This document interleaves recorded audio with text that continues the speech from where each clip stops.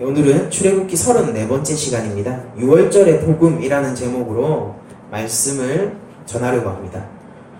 우리 6월절은 너무나도 잘 알려져 있는 절기이고 사실은 그런 생각은 듭니다. 그러니까 6월절에 대해서 세세하게 시시콜콜 얘기하지 않더라도 아시는 분은 사실 다 알고 계실 거라고 믿어요. 그리고 6월절이 굉장히 십자가에 달리신 어린 양 예수 그리스도와 밀접하게 아주 직접적으로 연관이 있다는 것, 그런 것들도 여러분들께서 다 알고 계실 거라고 생각을 하지만은 다시 한번 짚고 넘어가 보는 것도 의미가 있을 것 같아서 이번 시간은 6월절, 이제 이 본문에 해당해서 또 신명기에 나오는 6월절의 규례는 조금 달라집니다. 그러니까 각 집에서 먹는 것이 아니라 이제 성막 가운데서 지정된 거룩한 장소로 나와서 먹고, 그 다음에 소도 나중에 그 제사를 드릴 수 있게, 6월절 제사로 드릴 수 있게 되는 등 조금 바뀌는데, 어쨌든 간에 우리가 6월절을 얘기하기 위해서는 최초로 6월절의 규례가 정해진 이 출애굽기 12장의 본문을 떼어놓고 얘기할 수는 없습니다. 그래서 오늘은 이 본문에 좀 충실하게 출애굽기에 나오는, 그러니까 출애굽 당시에 6월절이 어땠는지에 대해서 좀 정석적으로 살펴보고요. 그리고 이것이 오늘날 우리 성도들에게 어떻게 복음과 연결되어 있는지도 한번 살펴보는 시간을 가졌으면 좋겠습니다. 그래서 이제 본문을 딱 여러분들이 이제 마주하시게 되면은 하나님께서 애굽 땅에서 모세와 아론에게 이렇게 명령을 하시는 장면부터 등장하게 되는데요. 하나님께서 첫 번째로 하신 말씀이 뭐냐면요. 이게 되게 중요한 얘기거든요. 첫 번째로 하신 말씀이 이 달을 너희에게 달의 시작 곧 해의 첫 달이 되게 하여라 라고 얘기를 하고 계십니다. 여러분들 아마 지금 열재앙을 쭉 저희들이 살펴보면서 6월절에 대한 명령이 나오는 것이 흐름상 조금 뜬금없다라고 느껴질 수도 있어요. 왜냐면은 1, 2, 3, 4, 5, 6, 7, 8, 9, 9번째 재앙까지 했고 순서대로라면은 자연스럽게 10번째 재앙이 되어야 되겠죠. 그게 맞겠죠. 그 흐름을 깨지 않으려면요 6월절에 대해서 간략하게 설명하고 10번째 재앙을 6월절을 준비하도록 간략하게 설명을 하고 10번째 재앙을 벌인 후에 그 6월절에 대한 설명을 계속해서 이어나가는 것이 아마도 이 재앙의 흐름 속에서는 훨씬 자연스러운 스토리텔링일 수 있습니다. 그런데 중간에 이렇게 6월절을 준비하고 그리고 무교절이 나오고요. 그리고 실제 6월절 준비를 행사하는, 실제로 백성들이 이제 어린 양도 잡고 막 이렇게 하는 거예요. 그렇게 하는 이야기를 정성 들여서 아주 긴 시간 동안 이렇게 얘기하고 있다는 것은 열재앙에 앞서서 이 6월절이 가지는 의미가 극히 크다는 것을 이해합니다. 그러니까 구약 성경이 조금 더 그런 측면인데요. 성경은 기본적으로 빨리빨리 경제적으로 얘기를 하고 넘어가려고 해요. 시시콜콜 얘기하지 않고 한 단어로 그 사람의 심리를 묘사한다든지 아니면은 시간의 흐름도요. 불필요한 것들은 빨리빨리 생략하고 그러니까 한 장 안에 벌써 막 10년, 20년이 흐를 수도 있고요. 막 며칠씩 몇 주일 만에 일주일, 열흘, 막 한 달, 두 달 이렇게 흐를 수도 있어요.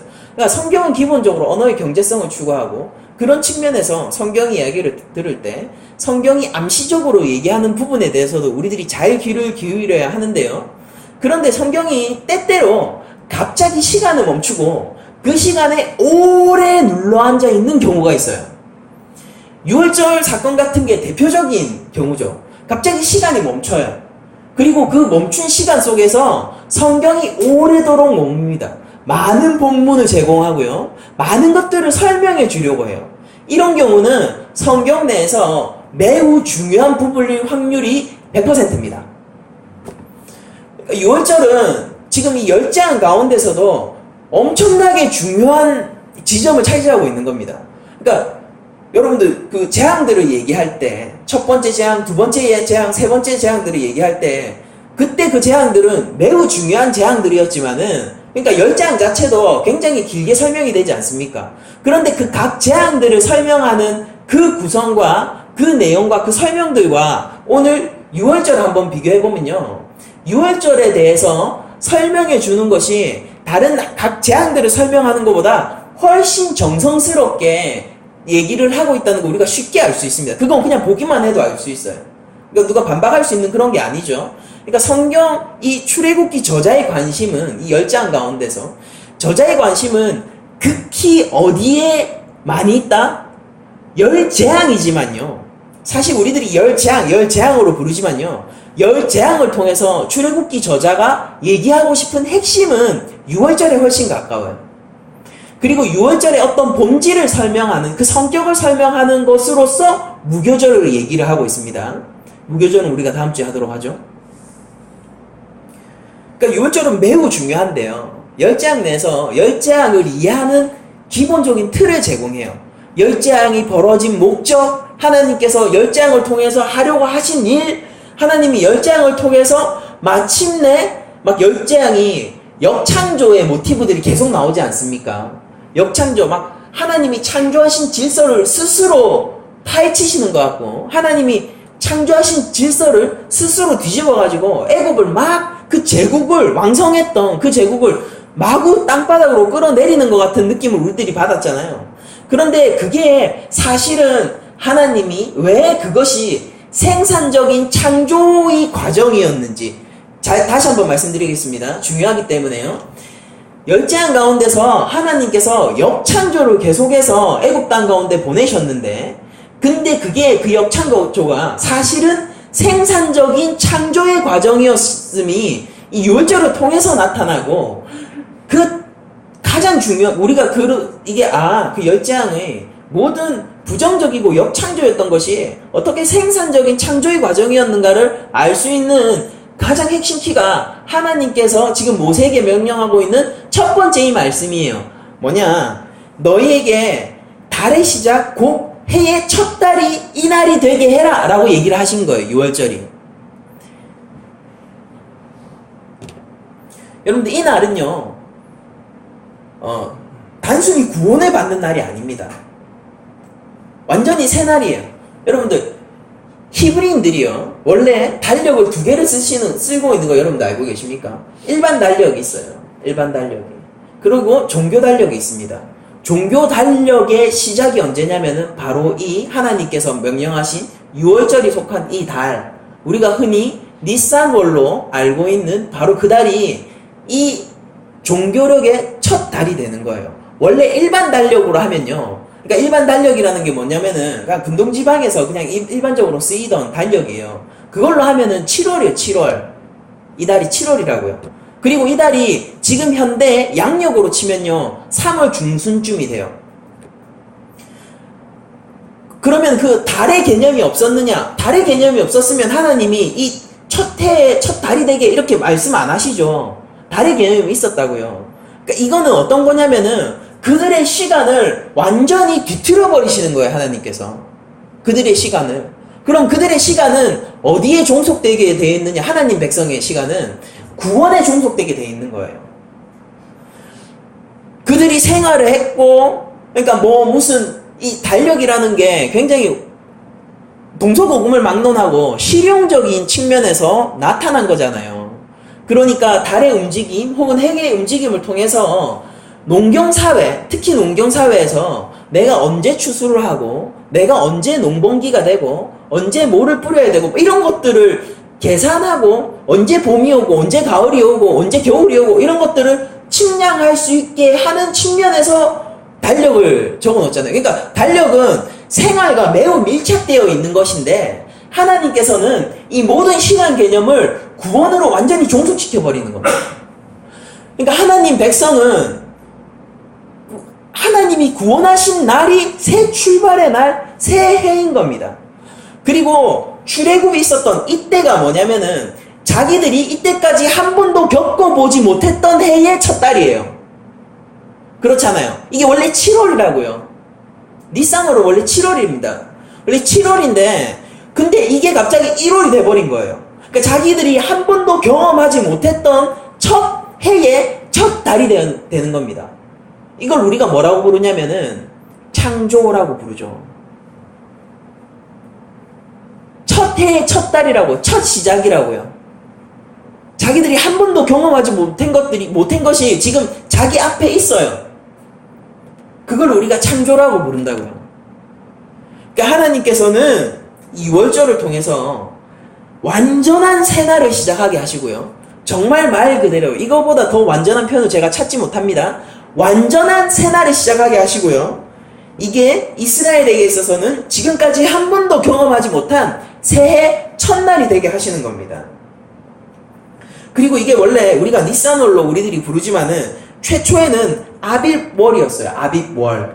나중에 바빌론어의 영향을 받아서 니산월이라는 말로 이제 쓰게 되는데, 이때 당시 출애굽기 저자가 있었을 때는 아빕월입니다. 그러니까 아빕월에서 아빗은 첫 이삭을 뜻하는 말이에요. 첫 이삭. 이게 왜 그럼 첫 이삭이냐? 이쯤 해가지고 원래 보리 추수 기간이거든요. 보리 추수 기간이라서 보리를 추수한 그 첫 이삭을 생각하면서 아빕월이라고 얘기를 했었는데, 이게 그런 의미도 있지만은 출애굽을 통해서 맺어진 이스라엘 백성이요. 출애굽을 통해서 맺어진 새로운 열매라는 그런 인식도 함께 담아서 하나님이 이 아비월, 지금 우리가 알고 있는 니산월의 첫 해의 첫 시작을 하게 하신 겁니다. 이게 완전한 새 창조예요. 여러분들, 6월절이라는 게 히브리어로 페사흐라는 말인데요. 이게 말 그대로 그냥 지나가다예요. 지나가다. 그래서 우리 한국에서 6월절로 돼 있는 것도 넘을 유에 넘을 월이잖아요. 그러니까 월장한다 이러면 답 넘는 거지 않습니까? 그러니까 넘어가는 거예요. 그냥 넘어가는 절기인 거예요. 그 영어로도 이게 그냥 패스 오버예요. 지나쳐갔다 그 말이죠. 죽음이 지나쳐갔어요. 근데 죽음이 지나쳐간 그 자리는 뭐냐면은 새 창조가 시작되는 자리입니다. 하나님이 무엇으로 그럼 새 창조를 하셨느냐? 잘 생각해 보세요. 이제껏 우리가 하나님이 스스로의 질서를 마치 자기가 부인하고 있는 것처럼 여겨지던 그 역창조를 통해서 사실은 진짜 하나님의 편만한 질서 속으로, 하나님의 회복된 질서 속으로 들어올 자기 백성들을 만들고 계셨던 겁니다. 하나님이 하시는 일이 얼마나 놀랍습니까? 우리가 하나님을 전지전능 뭐든지 할 수 있다라고 얘기하는 것은요, 하나님이 악을 저지를 수 있다라는 의미가 아니에요. 하나님은 악하고 상관없어요. 죄와 상관없어요. 우리는 죄에 대해서 경험적인 모든 지식을 가지고 있잖아요. 우리들은 죄에 대해서 죄도 알고 있을 뿐더러 우리들은 죄를 경험적으로도 지식하고 있단 말입니다. 그런데 하나님은 선의 기준이시고 하나님 자체가 선이시지 않습니까? 그러니까 하나님은 죄에 대해서 그 어떤 경험적인 지식도 없으세요. 하나님은 온전히 선하십니다. 그런 하나님께서 마치 자신의 질서를 어겨가면서 역창조를 하는 것처럼 보였지만은, 그게 사실은 하나님께서 자기의 질서를 어긋나게 하고 스스로 자신이 지은 것들을 부정하는 것이 아니라 그걸 통해서 진짜 질서로 회복시키기 위한 일을 하고 계셨다라는 거예요. 그러면은 하나님께서 버리시는 그 재앙이 재앙입니까? 자비예요. 자비라고요. 은혜라고요. 이거를 잘 이해하셔야 돼요. 그러니까 우리가 성도의 삶이 왜 그래? 성도의 삶이 왜 그렇기는요, 하나님이 선하신 새 창조의 일을 하고 있는 겁니다. 내 삶이 왜 이래? 예수 믿고 나서 왜 이래? 예수 믿고 나서 왜 그렇기는요, 하나님께서 선하신 새 창조를 우리 삶 가운데서 하고 계신 거예요. 우리가 어디에 가치를 두고 있느냐, 우리가 무엇을 보고 있느냐에 따라서 우리가 상황을 바라볼 때 우리의 마음과 관점이 완전히 달라지는 것입니다. 우리가 살고 있는 세상이 하나님이 통치하시는 세상 아래에서 우리가 살고 있다면요, 여러분들 하나님을 믿고 하나님을 신뢰하셔야 돼요. 하나님이 6월절을 가리켜서 이 날이 첫날이 되게 하라 라고 얘기하셨을 때 우리에게도 동일하게 얘기하신단 말이에요. 네가 예수 그리스도를 믿고 이전 것이 지나가고 새 것이 되었고 네가 내 안에서 새 창조물, 새 피조물이 되었을 때 이게 네 첫날이 되게 하라 라고 얘기하신단 말이에요. 그 이후의 시간은 전부 뭐예요? 구원에 종속되어 있는 시간이에요. 이스라엘 백성들은 이 세상에서 농사나 짓고 그 날씨나 예측하면서 사는 그 삶하고 완전히 동떨어진 삶을 이제부터 살게 됐단 말이에요. 뭐냐면은 안 맞아요. 여러분들 종교력으로 뭐 농사 지으려고 해보죠. 안 맞아요. 하나도 안 맞아요. 근데 왜 이 날이 하나님께서 선택하신 날이라는 이유만으로 첫날이 되어야 됩니까? 내 삶에 오히려 불편을 초래해요. 그래서 일반 달력을 결국 또 따로 쓴다니까요. 근데 왜 그래야 되냐고요? 우리들은 이유를 알고 있잖아요. 하나님이 구원하셨다라는 것만으로 이유가 충분한 것입니다. 그냥 그 이유 하나 때문에 이 니산월, 이 날을 새해 첫날로 지킬 뿐만 아니라 기념하는 것이죠. 이게 우리 성도들, 오늘날 성도들에게도 똑같은 거예요. 예수 그리스도가 십자가에 달려 돌아가신 그날, 그리고 내가 그리스도를 구주로 영접하는 나의 인생의 어떠한 순간, 그게 뭐 구원파처럼 몇 월 며칠 몇입니까? 이런 거 제가 물어보려고 그러는 게 아니에요. 근데 일반적인 의미에서 예수를 나의 구주로 영접한 그 순간 나는 이전 삶하고 상관없는 사람이 되어서 이제 새 삶을 살아가는 사람이 된다고요. 그 속에 있는 것은 전부 뭡니까? 새 창조의 순간들이에요. 그러니까 여러분들 너무 걱정하지 마시고요. 삶에 있어서 우리가 고민해야 되고, 그러니까 뭐 무한한 낙관주의로 갑시다 뭐 이렇게 얘기하고 싶지 않아요. 그것도 성도의 바른 태도는 아닙니다. 그러니까 그런 게 아니라 우리 삶에 있어서요, 우리가 걱정도 하고 계산도 해야 되고 많은 것들을 계획하기도 해야 되고 하지만은요, 그러나 근본적으로 우리가 하나님에 대한 신뢰가 있어야 된다고요. 그 모든 것 가운데에서. 결혼을 준비하면서도 그럴 수 있잖아요. 결혼을 준비하면서도 하나님, 이것이 하나님께서 나에게 주신 결혼의 기림을 믿습니다 라고 얘기하면서 계획하고 준비하는 것과, 하나님, 이 뭐죠? 결혼해도 됩니까 맙니까? 이러면서 결혼식장 들어가면 돼. 내가 여기까지 와 있네. 막 이 신부를 검은불이 팥불이 되도록 이제 영원히 사랑한 신부로 맞이하시겠습니까? 이런데 마음속에 아직 갈등이 있어. 아니요, 해버릴까? 이러면서 분명히 주례는 예, 하세요! 이렇게 얘기했는데, 아니요, 해버릴까? 뭐 그런 마음들이 생기면은, 그게 같겠냐고, 삶의 태도가 같겠냐고요.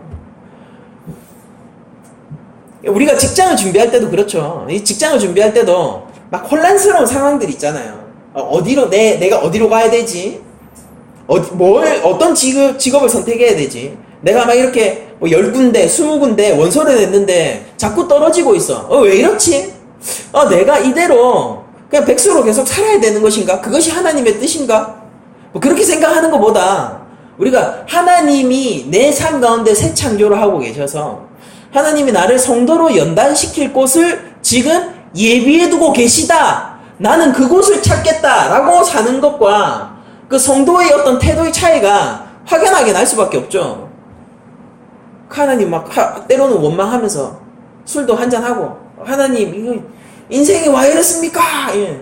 하나님 백성 내가 맞습니까? 그렇게 얘기하는 사람보다 진짜 이게 내가 그리스도를 믿은 이유로 이것이 나의 첫날이다. 난 이제 새 창조물이라는 그 믿음, 하나님이 새 창조를 이미 내 삶 가운데서 하고 계신다라는 그 믿음 아래서 지금 이렇게 떨어지고 있지만은 하나님은 이것을 통해서도 사용하실 뿐만이 아니라 나에게 하나님을 믿게 하는, 이 믿음과 관련이 있는 것이죠. 하나님을 믿게 하기 제일 좋은 직장을 하나님께서 예비해 두시고 계시겠구나 라는 믿음으로 계속 직장을 찾아보는 것하고는 삶의 태도가 다른 거예요. 그러면 성숙한 그리스도인은 뭐를 알고 있겠습니까?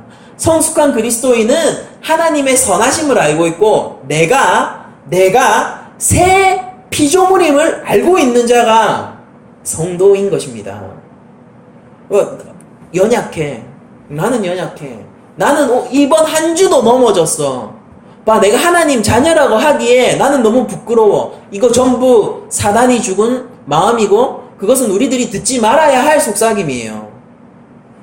왜 그런지 아십니까? 여러분들 6월절을 앞으로 보면은 볼수록 알겠지만은 우리가 왜 구원받았느냐? 바로 그 연약한 자들이라서 구원받은 거예요. 그런데 마치 구원 안 받은 것처럼 내가 연약하니까 하나님의 자녀의 자격이 없어. 그 좋은 마음 같죠? 나는 또 한 주 죄를 지었어. 나 또 하나님의 자녀의 자격이 없어. 나 이렇게 살아가지고 나는 성도라고 할 자격이 없는 것 같아. 마음에 자책하고 약간 하나님한테 죄책감이 느껴지고 그렇게 하다 보니까 경건으로부터도 약간 멀어지고 뭐 이런 경험들 누구나 할 법한 경험이라고 생각하지만은 그게 우리 곁에 딱 붙어있는 함정입니다. 하나님은 우리가 연약해서 구원하셨어요. 우리 힘으로 할 수 없으니까 예수님이 오신 거예요. 우리에게 소망이 없다 하다못해 없어가지고 진짜 조금 인류 역사상 가운데 단 한 명도 없어서요. 의인이 단 한 명도 없어서 예수님이 이 땅 가운데 내려오셔서 심지어 십자가를 지신 거란 말이에요. 근데 왜 자꾸 의인인 척 하냐고요, 우리가. 의인인 척 하면서 하나님 나 마치 하나님 앞에서 뭐 할 수 있는 것 마냥 내가 하나님 앞에 뭔가 선한 걸 내놓을 수 있는 것 마냥 하나님 나 성도의 자격이 없는 것 같아요. 하나님이 뭘 기뻐하시냐면 하나님은 상한 심령을 기뻐하시죠. 우리한테 의로운 것을 기대하지 않아요. 우리한테는 의로우신 예수를 향한 믿음을 요구하시는 것뿐입니다. 잘 생각하셔야 돼요. 완전히 새 날이 시작된 여러분들은요, 새 창조물로서 하루하루를 살아가시면 되는 겁니다. 나 부족했어. 근데 내가 어린 양의 피로 거듭났고 나의 이 부족함을 통해서 난 오히려 하나님을 찬양할 수 있고 내 삶의 고난 좋아. 이것도 나는 하나님께서 내 삶 가운데 행하시는 새 창조임을 나는 알고 있어. 이게 새 피조물이라니까요. 이전과 다른 완전한 새 부대에 담긴 새술 같은 삶이죠. 그 삶을 우리가 살아야 되고 그 삶의 첫 출발을 지금 이스라엘 백성들이 이 유월절을 통해서 경험하게 된 것입니다. 이게 놀라운 아이러니 아닙니까? 저는 기독교를 믿고 나서요, 수많은 아이러니를 접하게 되는데 하나님이 만드시는 가장 아름다운 아이러니 중에 하나가 이건 것 같아요. 죄를 통하여서도 선한 일을 역사하시는 하나님. 내가 내어놓는 죄를 통하여서도 내 마음을 만지시는 하나님. 인류가 뱉어나온 죄를 통하여서도요, 예수 그리스도가 뭐 때문에 죽었습니까? 죄인들이 달려서 예수님이 뭐 스스로 자결하셨어요? 그게 아니라 죄인들이 끌고 가서 죽인 거 아닙니까? 위대한 아이러니 아니에요? 죄인들이 죽였어요. 선하신 그분을, 심지어 하나님을 죽였어요. 근데 그게 죄인들을 살리는 놀라운 새 창조의 역사가 되어버린 겁니다. 우리는 죄를 토하지만은요, 선하신 하나님은, 죄를 모르시는 하나님은, 죄에 대한 경험적 지식조차 없으신 그 하나님은요, 그 죄를 통해서도 선하신 일들을 계속 하실 분인 거예요. 우리가 그런 하나님, 이 선하신 하나님, 우리가 말로만 하지 얼마나 체감합니까? 그 선하신 하나님의 손에 붙들려서 구원받은 게 오늘날 우리 교회입니다. 이게 정말로 놀라운 아이러니, 그리고 하나님의 아름다운 아이러니라고 저는 믿어 의심치 않습니다. 이게 첫날이에요. 시작이고. 그러면서 하나님께서 쭉 모세와 아론에게 말씀을 하시는 것이 있는데요, 온 회중에게 이렇게 명령하라 라고 얘기를 하시면서 이달 열흘에 너희 각자가 어린 양을 잡고 각 가족대로 그 식구를 위해서 어린 양을 취하라 라고 얘기를 하십니다. 그런데 그 어린 양을 먹을 수 있는 분량이 있을 거 아닙니까? 근데 어린 양이 우리 식구가 조금 작아가지고요, 어린 양 한 마리, 어린 양 한 마리 잡으면은 한 식구가 먹다 못해 대가족이 먹을 정도의 양이 나오죠. 한 끼 식사면은. 근데 그거 우리는 조금 가족이 작아요. 그래서 이걸 다 못 먹겠어요. 이러면은 또 다른 옆집 이웃, 그리고 다른 가족이 단위가 작은 그 이웃과 함께 연계를 해가지고요, 무슨 얘기냐면 어린 양을 다 다 먹을 수 있는 인원들을 채워가지고 어린 양을 잡으라고 하는 겁니다. 그러니까 어린 양이 남지 않아요. 원리적으로는 어린 양은 남지 않아요. 한 마리가 있으면은 한 마리가 다 먹히는 겁니다. 한 마리가 다 먹혀요. 우리 집에서 다 소화를 못하면요, 어린 양은 다 먹혀야 되기 때문에요, 다른 집과도 함께 연결해서 어린 양을 다 먹어야 돼요. 그래서 각 사람이 먹을 수 있는 분량에 따라서 어린 양을 계산해서 어린 양을 취하라라고 4절에 얘기를 하고 있죠. 그 어린 양에 대하여 식구가 너무 적으면 그 집의 이웃과 함께 사람 수를 따라서 하나를 잡고 각 사람이 먹을 수 있는 분량에 따라서 너희 어린 양을 계산할 것이며 라고 말씀을 하시고 계시고, 그러면서 너희 어린 양은 흠없고 1년 된 수컷으로 하되 양이나 염소 중에서 취하고, 그러니까 염소를 잡았어도 되겠죠. 어린 염소도. 이달 열 나흘까지 간직하였다가 해질 때에, 자 여러분들 열 나흘까지 간직하라고 했습니다. 그러면은 어린 양을 취하는 시간은 언제예요? 열흘째잖아요. 근데 정작 죽이고 잡는 시간은 14일째가 되는 날이란 말이에요. 그러니까 4일 동안 보세요. 3절에 보면은 이달 열흘에 라고 얘기를 하면서 어린 양을 취하라라고 얘기를 하고 있죠. 이달 열흘에. 그런데 6절에 보시면은 이달 열 나흔 날까지 간직하였다가 라고 얘기를 하면서 4일 동안 이 어린 양을 잘 보존해라 라고 얘기를 하고 있습니다. 그러니까 뭘 얘기하느냐면요, 이 어린 양이 흠없는 어린 양이잖아요. 그러니까 그거를 미리 예비해두라는 거예요. 미리 예비해두고 집안에 들여가지고요, 그 14일이 될 때까지는 상처도 있게 하지 말고 온전한 상태 그대로 보호하라는 겁니다. 무슨 얘기냐면요, 어린 양은 반드시 흠이 없어야 돼요. 준비해서 돌보아야 할 만큼, 그래서 혹여라도 상처가 입지 않아야 할 만큼 반드시 온전해야 돼요. 그리고 그 어린 양은 전부 뭐다? 먹히는 어린 양인 겁니다. 피를 뿌리고 고기를 내어주는 어린 양이라는 거예요.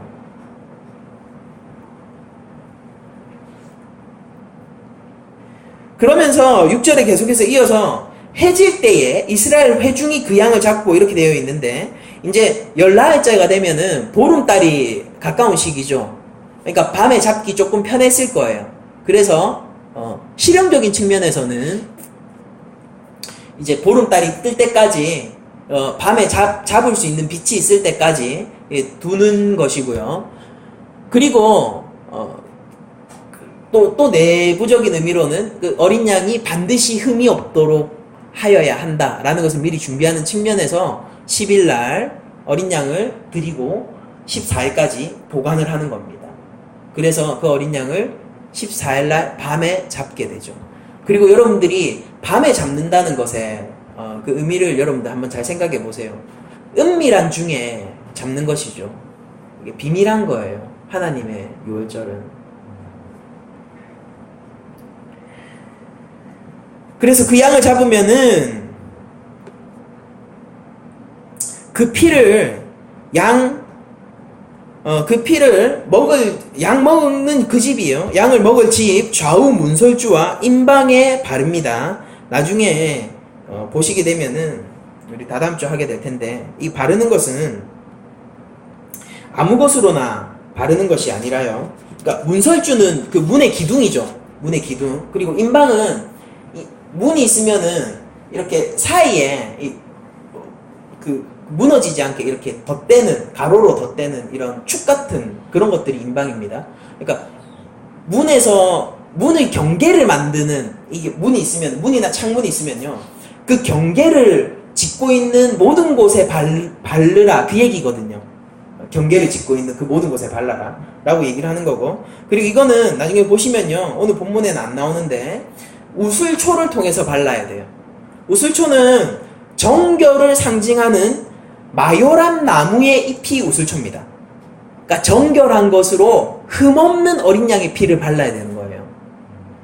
그러니까 여기에는 그 어떤 더러운 것이나 해악한 것이 없는 상태로 이 예식이 진행이 되는 것입니다.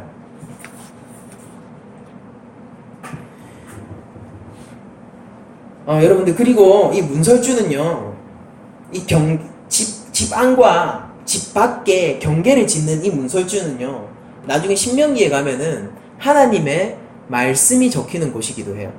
제가 신명기 11장 18절을 말씀드리겠습니다. 이러므로 너희는 나의 이 말을 너희의 마음과 뜻에 두고 또 그것을 너희의 손목에 매며 기호를 삼고 너희 미간에 붙여 표를 삼으며 또 그것을 너희 자녀에게 가르치며, 다 율법을 말씀하시는 겁니다. 너희 자녀에게 가르치며 집에 앉아있을 때든지 집에 갈 때든지 누워있을 때든지 일어날 때든지 이 말씀을 강론하고 또 내 집 문설주와 바깥문에 기록하라 라고 말씀해 주셨거든요. 그러니까 하나님의 백성의 경계를 나타내는 것입니다. 이것은 하나님의 백성의 경계를 나타내는 것, 출애굽한 백성에게는 그것이 율법이고 하나님의 말씀이었고요. 지금 애굽 가운데 있는 이들에게 무엇이냐면은 정결한 어린 양의 피인 것이죠. 그리고 이 경계 안에 있는 사람들은 다 무엇 하는 사람이냐면요, 성경의 표현을 잘 보세요. 양을 먹을 집이라고 분명히 되어 있어요. 그 양을 먹는 사람들이 이 경계 안에 있는 것입니다. 이 양을 먹는 것에 대해서 설명하기 위해서 조금 더 본문을 살펴야 하는데요. 8절부터 제가 보도록 하겠습니다. 그 밤에 그 고기를 불에 구워 무교병과 쓴 나물과 아울러 먹되, 그냥 먹는 게 아니라 누룩이 들지 않은 떡과 그리고 쓴 나물과 함께 먹는 것으로 나옵니다. 날 것으로는 안 돼요. 날 것으로나 물에 삶아서도 안 돼요. 물에 삶아서 먹지 말고, 나중에 신명기 가면 물에 삶아서 먹으라고 합니다. 물에서 삶아서 먹지 말고 머리와 다리와 내장을 다 불에 구워 먹고, 다 불에 구워서 먹어야 하는 것입니다. 아침까지 남겨두지 말고 아침에 남은 것은 곧 불사르라. 어린 양은 무조건 소진되어야 돼요. 아침에 올 때까지 남지 않아요. 어린 양은 전부 소진되는 겁니다. 언제? 이 밤에, 이 밤뿐이에요. 이 밤만이 어린 양을 먹을 수 있는 유일한 찬스라고요. 이때 먹지 않으면요, 남지 않아요. 단 하나도 남지 않아요. 남은 거 있을 것 같아요? 다 불살라 하시고, 그 누구도 이 어린 양의, 이 정결한 어린 양의 피로 말미암은 그 고기를, 이 시기를 놓치고 나면은 누구도 먹을 수 없게 된다는 것입니다. 너희는 근데 이거 먹는 걸 어떻게 먹으라고 얘기를 하냐면은, 너희는 그것을 이렇게 먹을지니 허리에 띠를 띠고 발에 신을 신고 손에 지팡이를 잡고 급히 먹으라. 이것이 여호와의 유월절이니라 라고 하나님께서 말씀을 하시고 계십니다. 여러분들, 이스라엘은 어린 양을 먹었어야 해요. 그러니까 유월절 가운데서 우리가 좀 관가되는 부분이, 문설주가 인방 가운데 우슬초로 발리는 그 보혈은, 제가 보혈이라고 표현을 하죠. 그 보혈에 대해서는 우리들이 잘 인식을 하는데, 이게 그 어린 양이 반드시 먹고 그 밤 안에 아침까지 남지 않는다는 뜻입니다. 그 밤 안에 전부 소진되어 있는 것은 우리들이 잘 캐치하지 못해요. 근데 이것도 유월절에서 굉장히 중요한 개념이거든요. 어린 양을 다 먹어야 한다. 여러분들, 출애굽기에서는 이것을 각 집안에서 먹으라고 얘기를 하고 있잖아요. 그런데 출애굽 이후 세대가 유월절을 지키는 것을 보면요, 성막이 건설된 이유를 얘기합니다. 성막이 건설된 이후에는 거룩한 성막에서 유월절 고기를 모여가지고 먹어요. 무슨 얘기냐면은, 이 거룩한 고기는요, 이 흠이 없었던 어린 양의 것이잖아요. 이 흠이 없는 어린 양의 고기는 흠이 없는 어린 양의 피로 정결한 우슬초로 발린 경계 안에서 먹게 되는 것인데요. 그러니까 피의 바깥과 피의 안쪽은 완전히 다른 세상인 거예요, 지금. 그렇잖아요. 이게 새 날에 일어나는 일이라고요. 피 바깥이 아니라 피 안쪽에서, 이 경계 안쪽에서 이 정결한 고기를 먹게 되는 사람은요, 정결한 곳이죠. 깨끗한 곳이죠.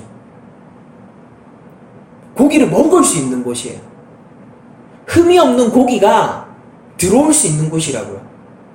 거기서 이 고기를 먹는다는 것은 나중에 성막에서 그 개념이 잘 나타나게 되죠. 제가 뭐 이렇게 말이 꼬입니까? 성막에서 왜 유월절 고기를 먹겠습니까? 그 고기는 거룩하기 때문에 그에 합당하게 거룩한 곳에서 먹어야 되는 거잖아요. 그러면은 지금 각 집에서 먹을 수 있는 것은 뭘 의미하냐면은, 지금 각 집이 어린 양을 먹는 집이 전부 마치 성막처럼 정결하고 깨끗하고 고귀한 곳이라는 뜻입니다. 어떻게 해요? 노예들이 집이요? 그들이 어제까지만 해도 생활하던 그 집이요? 내가 방금 전까지도 생활하던 그 집이요? 정말로 정결하고 거룩한 마치 성막 같은 곳이라고요? 어린 양의 피, 그것이 바로 그렇게 만들어주는 것이죠. 그리고 그 안에 있는 자들은 반드시 고기를 먹어야 돼요. 여러분들, 조금 더 우리가 살펴봅시다. 이때 같이 먹었던 음식이 쓴 나물하고 무교병입니다. 그러니까 무교병은 아주 급박한 현실을 보여주는 거예요. 누룩을 넣어서 만들 그런 여유조차 없는. 그러니까 누룩을 넣으면은 이스트죠. 누룩을 넣으면은 발효시키고 굽는 시간들이 많이 걸리잖아요. 그러니까 그렇게 할 시간도 없는 아주 촉박하고 임박한 출애굽을 상징하는 게 무교병입니다. 그리고 쓴 나물은 무엇이냐면요. 이제 기능적으로는 사실 고기와 함께 곁들여서 먹는 조미료 같은 역할을 했겠죠. 쓴 나물이. 근데 이 쓴 나물이라고 굳이 지정하신 것은 하나님께서 그거보다 더 중요한 의미는 뭐냐면 그 실용적인 것을 더 뛰어넘어서 뭐가 있냐면은 그들이 애굽에서 노예로서 당했던 고난을 상기시킨다는 측면에서 쓴 나물을 먹게 하신 거예요. 그러니까 지금 출애굽을 떠나는 사람들은요, 반드시 그 고기를 정결한 곳에서, 피 안쪽입니다. 정결한 곳에서 정결한 고기를 반드시 먹어야 되는데 그 사람들은 빨리 지금 나가는 사람들이에요. 지금 곧 나가는 사람들이에요. 그래서 복장도 어떻습니까? 여행자의 복장이 갖춰져 있고 앉아 먹을 시간도 없어요. 한숨 돌릴 여유도 없다고요. 전부 서가지고 한 손에는 이미 지팡이를 들고 있어요. 이 먹자마자 나가야 돼요. 먹자마자. 임박한 출애굽. 제가 종말론 얘기할 때 임박한 종말 이런 것들 말씀드렸죠. 이스라엘 백성이 진짜로 임박한 종말을 한번 겪었어요. 임박한 출애굽. 이제 진짜 나가야 돼요. 바로 튀어나갈 거예요. 이 고기 다 먹고 나면 바로 튀어나갈 거예요. 뭐 빵 부풀리고 여기서 애굽에서 앉아있을 시간 없어요. 빵 부풀리고 뭐 무슨 뭐 그런 시간 없습니다. 바로 튀어나가야 되는 거네요. 먹자마자. 그럼 그런 생각이 들 수도 있잖아요. 아, 이렇게 급박한데 그럼 고기를 굽거나 무교병도 만들지 말고 먹을 시간마저 아껴서 바로 떠나야 되는 거 아닌가? 라는 생각이 들 수도 있잖아요. 아니에요. 반드시 그 고기를 먹어야만 하는 겁니다. 반드시. 그래서 그 고기를 먹되 빠르게 먹고 삶는 것도 시간 걸리잖아요. 빨리 굽고 그래서 먹고 나가야 되는 겁니다. 왜 그 고기를 먹어야 할까? 그 고기를 먹는 이유는 살기 위해서입니다. 우리는 마찬가지로 그 어린 양의 고기를 나누어 먹는 자들이 되어야 돼요. 왜냐하면 문설주와 임방에 피를 뿌려 나를 살려준 그 어린 양이 또한 애굽을 떠나서 언약의 땅 가나안으로 가는 힘을 제공해주는 동료본이기 때문에요. 그 고기가 없으면요 홍해도 건널 수 없고요 사막 광활한 그 생활, 그 광활한 땅에서의 생활도 버텨낼 수가 없어요. 출애굽은 딱 끊자마자 모든 게 끝이 아니잖아요. 나가서 걸어야 돼요. 나가서 가나안으로 이동해야 돼요. 홍해를 건너야 돼요. 그 애굽 바로의 군사들을 한번 따돌려야 돼요. 그러기 위한 힘을 제공해주는 게 뭐냐면은 어린 양의 고기인 것이죠. 그래서 이 고기를 먹지 않는 사람은 출애굽을 성공할 수 없어요. 그러면 우리들이 유월절을 보면서 이제 두 가지 개념이 완성됐습니다. 유월절에 필요한 것은 뭐냐면은 피와 고기예요. 우리들은 이것을 신약의 언어로 매우 잘 알고 있어요. 성찬이죠. 예수님께서 마지막 잔을 나누실 때 포도주를 돌리시면서 이것은 나의 피다. 너희들이 마셔야 한다라고 얘기하셨고요. 떡을 돌리시면서요. 이것이 나의 살이다라고 얘기했고 너희들이 먹어야 한다라고 얘기를 하셨어요. 뭘 의미하는 걸까요? 예수님이 얘기하신 것은 내가 너희와 하나 되어야 한다라는 뜻이었어요. 그리스도와의 연합을 말씀하신 것이죠.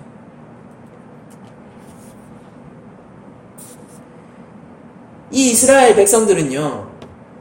어린 양과의 연합을 경험하고 출애굽을 할 수 있었던 것입니다.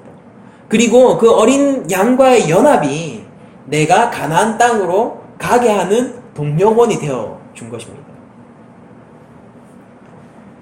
여러분들, 그러면은 6월절에서 우리가 출애굽 백성들을 생각해보면서 생각을 해보자고요. 그 관점에서. 그럼 6월절에서 그들을 살린 것은 무엇일까요? 그들을 살린 것은 믿음입니다. 히브리서는 이렇게 출애굽 사건에 대해서 얘기를 하고 있어요. 히브리서 11장 28절입니다. 믿음으로 6월절과 피 뿌리는 예식을 정하였으니 이는 장자를 멸하는 자로 그들을 건드리지 않게 하려 한 것이며, 히브리서에서 얘기하는 것은 그들이 무엇으로 구원받았다? 그 어린 양의 피를 뿌리는 행위 때문에요? No. 믿음이라고 얘기를 했어요. 모세와 바로는 하나님께서 말씀하신 그 말씀을 믿고 백성들에게 전달했고요. 그 백성들은 하나님을 믿고 그 일을 수행한 것입니다. 구원은 누가 이루셨나요? 내가 문설주에 피를 발라서 내가 구원당한 걸까? 아니면은 내가 그 고기를 먹어서 구원을 내가 스스로 쟁취한 걸까? 뭐 그런 개념이 아니잖아요. 구원은 하나님께서 하세요. 애굽을 누가 흔드시냐고요? 하나님께서 흔드세요. 바로의 그 강팍한 마음에도 불구하고 바로를 누가 꺾으시냔 말이에요. 하나님께서 꺾으시는 거예요. 바로가 진력이 나서 다 꺼져버려. 내가 너희를 끝까지 붙들려고 했지만 너희들 안 되겠다. 이 벌레 같은 것도 꺼져버려. 라고 말을 하게 하신 이가 누구시냔 말이에요. 하나님이란 말입니다.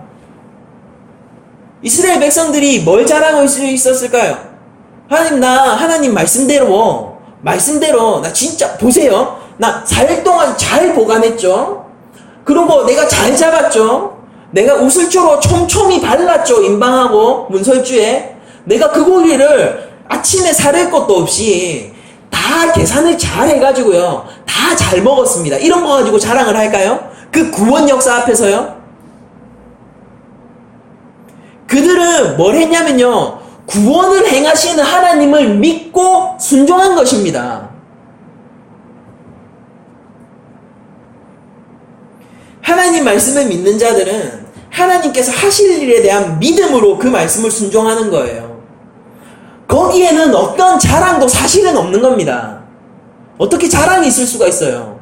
여러분들, 정말로 애굽이 하나님께서 애굽을 들었다 놨다. 그 융성한 제국을 흔드시고 멸망까지 치닫게 하시고 그것으로 말미암아 우리를 구원하게 하시는 장면을 눈앞에서 봤다면요. 우리가 정말 고센 땅에 있었다면요. 하나님을 찬양하지 않겠습니까? 하나님, 나 너무 잘 발랐지 않아요? 이 모습이 촘촘하게 너무 잘 발랐지. 그런 얘기 안 할 거 아닙니까? 뭘 얘기하겠어요? 하나님, 구원해 주셔서 감사합니다. 내가 임방과 문설주에 피를 바를 수 있음에 감사합니다. 내 그 양의 고기를 먹을 수 있음에 감사합니다. 하나님, 내가 그 밤, 하나님께서 모든 것을 치고 가시는 그 밤에 어린 양의 피 안쪽에 있는 이 집에 거하게 된 것을 감사합니다라고 얘기할 거 아닙니까? 거기에는 감사와 하나님에 대한 찬양이 있는 것이지 자기가 뭘 했는지에 대한 자랑이 있는 것이 아니란 말이에요. 그게 구원 사건 가운데서 하나님 백성이 오늘날도 마찬가지예요. 오늘날도 견지해야 될 태도입니다. 여러분들, 우리들이 잘 알고 있는 것처럼 6월절 어린 양은 예수님이세요. 나중에 나오겠지만요, 출애굽기 12장 46절에 보면은 그 6월절 고기는 뼈를 꺾지 말라라고 얘기를 하고요, 요한복음 19장 36절에서 예수님께서 뼈를 꺾이지 않고 십자가에 달리신 일을 이 6월절 사건과 비견해서 얘기를 하는데 이렇게 얘기합니다. 이 일이 일어난 것은 그 뼈가 하나도 꺾이지 아니하리라 한 성경을 응하게 하려 함이라 라고 얘기하면서 6월절 어린 양을 예수님과 비교해 6월절의 성취 사건을 그리스도의 십자가로 보고 있는 게 요한복음의 입장이란 말입니다. 6월절 어린 양은 정말로 예수님이세요. 여러분들 한번 정리를 해보죠. 어린 양이 그냥 구약의 언어로 얘기할게요. 출애굽기 언어로. 어린 양이 죽음으로부터요, 하나님의 백성을 건지게 됩니다. 두 번째, 그리고 어린 양은 흠이 없고 정결한 것이어야 돼요. 세 번째, 그런데 양은 반드시 죽어야 돼요. 누구에게? 자기가 살릴 자들의 손에 의해서요. 자기가 살려야 할 자들의 손에 의해서 반드시 죽는 게 어린 양인 것입니다. 정작 자기는 죽어야 돼요. 그리고 네 번째, 건짐받는 자는 피를 경계로 안과 밖으로 나누는 겁니다. 그가 무엇을 했느냐가 아니에요. 이건 지역이에요, 지역. 내가 어디에 있느냐는 겁니다. 피 바깥에 있느냐? 아니면 피 안쪽에 있느냐? 단지 그거예요. 건짐받는 자를 피가 결정하고 피가 나누는 것입니다. 다섯 번째, 그리고 그 백성은 양을 먹어야 돼요. 양을 먹어야 됩니다. 여섯 번째, 그런데 그 양을 먹는 자들은 급히 애굽을 나갈 준비를 다 해놓고 자기가 애굽에서 어떤 노예 생활을 했는지를 떠올리면서 나가야 돼요. 이것을 제가 오늘 제목이 6월절 복음이지 않습니까? 복음으로 정확하게 치환을 해가지고 제가 말씀을 해보죠. 하나님의 아들 예수 그리스도께서 죄와 사망으로부터 우리 교회를 건지셨습니다. 두 번째, 예수 그리스도는 무죄하시고 흠이 없으신 하나님의 온전한 제물이십니다. 세 번째, 예수님은 반드시 죽어야만 하셨습니다. 그것도 자기들의 양, 자기들의 백성의 손에 의해서, 자신이 구원하고자 한 그 자들의 손에 의해서 죽어야만 하셨습니다. 그리고 중생한 자, 새로 난 자, 그리스도 안에서 교회된 자는 예수 그리스도의 보혈을 경계로 안과 밖으로 나뉘게 됩니다. 여기에서는 어떠한 업적이나 어떠한 인간 측에서 내어놓을 수 있는 좋은 것들, 무슨 우리가 소망을 둘 만한 것으로 여겨지는 그 어떤 것들도 소용없어요. 오로지 보혈만이 그 경계를 나누는 것입니다. 다섯 번째, 그리고 그 백성은 그 피를 마시고 그 그리스도의 살을 먹는, 즉 그리스도와 하나 되어 있는 자들입니다. 우리가 매주 기도하는 거 있죠. 이제는 내가 그리스도와 함께 죽고 이제 내가 사는 것은 내 안에 계신 그리스도께서 사는 것이라는 그 고백이 그리스도와 연합한 자들의 고백인 것이죠. 그리고 여섯 번째, 이렇게 그리스도의 보혈 안에 들어와 있는 자, 죄와 사망으로부터 건짐을 받은 자는 이 땅 가운데서 있을 생각이 없어요. 여기에 애굽 땅에 소망을 두지 않습니다.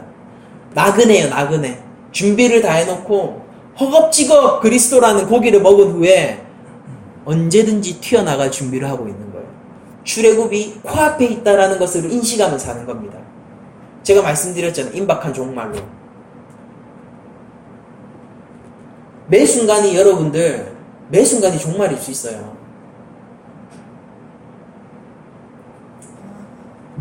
그러면서 내가 어떻게 과거에 죄 속에서 고통받고 고난받았는가를 상기하면서 사는 것이죠. 그것을 잊지 않는 것입니다. 그것이 6월절이 우리에게 전해주는 복음입니다. 하나님께서는 마지막으로 이런 말씀을 하십니다. 내가 그 밤에 애굽 땅에 두루다니며 사람이나 짐승을 막론하고 애굽 땅에 있는 모든 처음 난 것을 다 치고 애굽의 모든 신을 내가 심판하리라. 나는 여호와라. 내가 애굽 땅을 칠 때 그 피가 너희가 사는 집에 있어서 너희를 위하여 표적이 될지니, 피가, 내가 피를 볼 때 너희를 넘어가리니, 이게 패스하기죠. 6월절. 넘어가리니 재앙이 너희에게 내려 멸하지 아니하리라. 너희는 이날을 기념하여 여호와의 절기를 삼아 영원한 규례대로 대대로 지킬지니라. 이것은 변치 않는 하나님의 규례입니다. 여러분들, 이것은 복음으로 오늘날 교회에게 변치 않는 규례가 되어서 이 전통이 내려오고 있는 거예요. 옛 백성들은요, 그 애굽의 치하 아래서 그들의 노예의 비참한 생활 속에서 구원받았을 뿐이지만요, 우리들은요, 죄와 사망의 그 권세에서 구원을 받아 이제 영생을 누리는 자들이 되었다는 것입니다. 여러분들, 이 길이 왜 괴롭습니까? 이 길이 뭐 때문에 우리가 가면은 당연히 가야 되는 길 아니에요? 이 길이야말로 생명의 길 아닙니까? 여러분들, 우리에게는 그리스도라는 우리의 양분이 있단 말입니다. 그 고기를 먹은 자들은 너끈히 가나안까지 갈 수 있어요. 누가 그 힘을 제공해 줍니까? 어린 양이 자신을 죽이다 못해 그 죽음으로 우리에게 내어졌단 말입니다. 하나님이 예수님을 우리한테 주셨다고요. 그냥 죽임만을 당한 것이 아니라 죽여서 우리에게 내어졌다라고요. 예수님은 흔히 화목제라고 말씀드리잖아요. 비유를 하지 않습니까? 화목제 역시 번제 같은 거는 다 태워서 하나님께 올려드리는 것이지만은 화목제 같은 것은 함께 나누어 먹는 거란 말입니다. 그리스도는 그냥 예수님께서 혼자 일하시고 혼자 그냥 고고하게 그래 내가 일 다 했어. 이 일을 너희가 한번 따라 해봐. 내가 본을 보였지. 이렇게 하시는 분이 아니라 그 일을 하실 뿐만이 아니라 성취한 그 일을 가지고 성취한 그 의를 가지고 성취하신 구원을 가지고 우리에게 내려오셔가지고요. 우리와 함께 하시는 분이 예수님이란 말이에요. 그러니까 우리가 그 고기를 먹고 그 피를 마시고 그리스도와 연합하여서 그리스도와 하나 된 삶을 살아가야 되는 거 아닙니까? 그리스도의 제자라는 것이 무엇입니까? 예수님의 본을 받아서 예수님이 하셨던 일을 그대로 따라가는 게 예수님의 제자인가요? 예수님의 제자의 첫 조건이 뭘까요? 예수님의 제자, 내가 그리스도의 제자라고 얘기할 수 있으려면요, 그 무엇보다도 그리스도를 믿는 믿음이 제일 중요해요. 그리고 그리스도의 제자된 그 사람이 최종적으로 성취해야 될 것은 무엇일까요? 그도 십자가에 달려서 죽어야 됩니까? 그도 예수님의 본을 따라가야 되는 사람이면은 그 사람도 골고다 언덕 가가지고 십자가에 박혀서 죽는 게 최고의 성취 아닙니까? 예수님이 마지막으로 극대화해서 자신의 구원사역을 하셨던 일이 그거잖아요. 우리도 그래야 됩니까? 어디 가서 순교하면은 그게 최고의 성취예요? 그게 아니라 시작도 믿음이고 그리스도의 제자가 성취해야 될 최종적인 목표도 그리스도에 대한 믿음이란 말입니다. 옛 사도들이 뭘 붙들었냐고요. 우리가 부인할 수 없는 그리스도의 제자들, 진짜 제자들요. 예수님 이 땅에 오셨을 때 실제 제자였고 예수님이 가신 이후에도 영광 중에 올려신 이후에도 계속해서 예수님의 제자로 살았던 그 사람들이 신약을 적어놨고 서신서를 적어놨지 않습니까? 그 바울서신, 공동서신을 보면서 그 예수님의 참 제자들이 뭐라고 교회들에게 공부하고 있습니까? 그들이 공부하고 있는 게 믿음 아니에요, 믿음. 우리가 믿음을 붙들어야 된다고요, 믿음을. 이 유월절, 히브리서의 증거를 따르면은요, 뭘 얘기하고 있는 거예요? 그들이 믿음으로 유월절 의식을 치렀다라고 얘기하지 않습니까? 믿음이에요, 믿음. 여러분들, 우리는 교회 안에서 해야 될 것이 많고, 성도로서 살면서도 해야 될 것이 많죠. 근데 그게 우리의 자랑이 되는 순간 우리는 끝나는 겁니다. 그게 우리 자랑이 되면은 정말로 그거 끝나는 거라고요, 우리가. 그렇게 하면 안 돼요. 우리가 하나님 은혜 가운데 있어야 된다고요. 하나님이 행하신 구원 위에 우리가 서 있어야 된단 말입니다. 그 위에는 정말로 가벼운 길이에요. 진짜 그게 가벼운 멍에입니다. 여러분들 생각해 보세요. 목숨이 임박해 있고요. 내 생명이 경각에 달려있다라고 상상을 한번 해보십시오. 지금 폭격이 내리게 생겼어요. 아무도 모르는데 진짜 그게 사실이라고 생각해 보세요. 지금 부산 사람 아무도 몰라요. 근데 지금 이 지역, 연산구동, 이 지역에 미군에서 폭격을 때린대요. 그래서 빨리 도망쳐야 돼요. 그러면은 여러분들 뭐라고 하실 겁니까? 당연히 폭격이 내려올 거야. 내일 1시야. 라고 얘기 들으시면은 여러분들 어떻게 될 겁니까? 마음이 급하실 거 아니에요. 자식들부터 챙길 거 아닙니까? 우리 가족들 챙겨가지고 짐 바리바리 싸야 될 거 아니에요. TV, 컴퓨터 이런 거 다 싸가지고 갈 겁니까? 일단은 먹을 거 들고, 피난민이죠. 말 그대로 피난민 해가지고, 서울에 친척 있으면은 서울 친척 집으로 가든가, 내가 좀 여유가 있어가지고 외국에 집이 있다 이런 외국으로, 더 안전한 외국으로 가든가, 아무튼 최대한 지금 이 폭격으로부터 멀어져야 되겠다는 생각을 하는 게 사람의 당연한 마음 아니에요? 그게 순종이라고요. 근데 그게 순종이 얼마나 쉽습니까? 그게 순종이라고요. 하나님이 사망과 죽음과 죄악 가운데서 우리를 건지셨다고요. 그러면서 얘기하는 거예요. 네가 지금 죄악 가운데 있는데 네가 할 수 있는 게 아무것도 없거든? 폭격이 떨어지면은 폭탄으로 뭘로 막을 거예요? 여러분들 헬스 10년 하면은 그거 막을 수 있습니까? 그냥 개념이 아니라고요.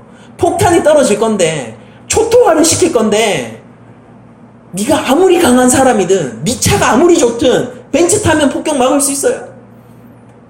그 무엇과도 상관없이 네가 반드시 죽을 건데 내가 살 길을 마련해놨다. 네가 내 말을 믿으면은 인천으로 가, 서울로 가, 조금 더 멀리 중국으로 가, 미국으로 가. 그 말을 믿는 사람은 당연히 순종하게 되어 있어요. 그러면서 그 순종을 자신의 자랑으로 삼지 않고 순종할 수 있었던 자신에게 순종할 수 있었던 자신이 자랑이고 그 순종할 수 있도록 말을 해준 그 사람한테 감사를 하게 되는 것입니다. 죄와 사망 가운데서 십자가를 주시고 그 십자가를 믿으라라고 했을 때 그리스도를 믿는 게 과연 정말로 나의 힘만으로 되는 것일까요? 그리스도를 믿는 게 내가 믿었으니까 이렇게 잘 믿으니까 그게 정말 나의 자랑으로 되는 것일까요? 더 나아가서 내가 예수를 믿어야 하기 때문에 지켜야 하는 하나님의 계명들을 지키는 것이 정말 나에게 자랑으로서 자리매김해야 되는 것일까요? 그런 게 아니란 말이에요. 6월절의 규례를 보세요. 영원히 지켜질 대대로 내려진 6월절의 규례를 보십시오. 여기서 주인공이 누굽니까? 어린 양이에요. 여기에서 주인공은 누가 뭐래도 어린 양입니다. 어린 양이 죽었고 어린 양의 피가 그들을 살렸고 어린 양의 고기가 그들을 출애굽하게 하는 것입니다. 성도의 삶 속에서 그리스도의 제자라면요, 그리고 내가 하나님 백성이라고 얘기하고 내가 교회, 그리스도의 신부다, 교회다 라고 얘기를 할 수 있다면요, 누구나 무엇을 바라봐야 하는 거예요? 사는 동안 뭘 바라봐야 되는 거예요? 예수님을 바라봐야 되는 거예요. 예수님을 본을 따라간다? 그런 개념을 넘어서는 것입니다. 이것은 이게 바로 믿음이에요. 그리스도의 십자가의 보혈만이 우리를 죄와 사망으로부터 건져 올리는 유일한 길이 됩니다. 여러분들은 어디에 계십니까? 이것이 중요한 것이에요. 어디에 계십니까? 어디에 계십니까? 여러분들 순종하시고 계세요? 이 말이 무슨 얘기인지 아세요? 피 안쪽에 있어요? 바깥쪽에 있어요? 이걸 얘기하는 거예요. 얼만큼 구제하셨어요? 이거 물어보는 거 아니라 그 이전에 교회에서 얼만큼 봉사하셨어요? 이거 물어보는 거 아니라 그 이전에 여러분들은 교회에서 무슨 직책을 맡고 계세요? 그거 얘기하는 거 아니라 그 이전에 여러분들 순종하셨습니까? 뭘 물어보는 건지 아세요? 첫 번째로. 그리고 가장 중요한 질문, 여러분들은 보혈의 안에 있습니까? 바깥쪽에 있습니까? 여러분들은 그리스도를 여러분들의 삶의 구주로 믿으십니까? 그런 얘기를 많이 들었어요. 이제 이것만 하고 제가 정말로 말씀 마치겠습니다. 그런 얘기를 많이 들었어요. 교회에 나가는데 예수님이 누군지를 모르겠다. 교회에서 예수님 얘기를 안 해준다. 자꾸 내보고 예수 믿었다라고 전제하고 예수 믿고 나서 뭐 해야 되는지만 자꾸 설명해 주는데 정작 나는 예수님이 누군지 알고 싶다. 그렇게 얘기하는 걸 제가 들어본 적이 있어요. 한 명이 아니라 이런 취지의 얘기를 꽤나 많은 사람들한테 제가 들어본 적이 있다고요. 제가 이 자리에서 말씀드릴게요. 예수님은 6월절 어린 양이십니다. 예수님은 우리를 위하여서 십자가에서 우리의 죄악을 짊어지고 올라가셔서 우리의 손에 의해서 죽으신 우리의 구주이십니다. 예수님은 우리를 죄와 사망의 그 권세로부터 우리를 결박당하고 있는, 우리를 억누르고 있는 그 죄와 사망의 권세로부터 우리를 완전하게 자유케 하셔서 이제 영생 가운데로 하나님께로, 하나님의 나라로 초청하신 그분이 바로 예수님이십니다. 저는 이분을 나의 왕으로 삼고 있습니다. 저는 이분이 나의 구세주라고 알고 있습니다. 저는 예수님이야말로 이 땅의 유일한 소망이라고 알고 있습니다. 식상한 이야기입니까? 저에게는 매일매일이 새로운 이야기. 우리 가운데서 이런 것들 한번 알고 지나가면 되는 얘기일까요? 우리는 매일매일 6월절 가운데 있어야 합니다. 벗어나지 마세요. 보혈 밖으로 벗어나지 마시고 그리스도를 힘입지 않는 다른 고기를 먹으려고 하지 마십시오. 이 땅에 좋은 고기들 많죠. 이 땅에 우리에게 힘줄 만한 것들 얼마나 많습니까?